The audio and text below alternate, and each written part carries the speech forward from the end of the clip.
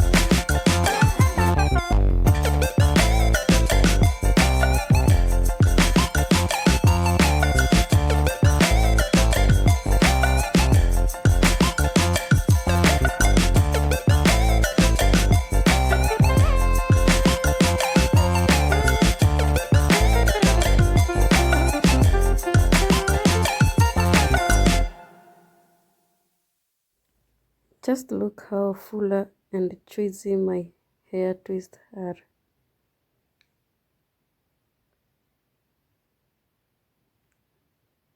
Make sure you do twist to grow your hair. My hair has really grown because of twist.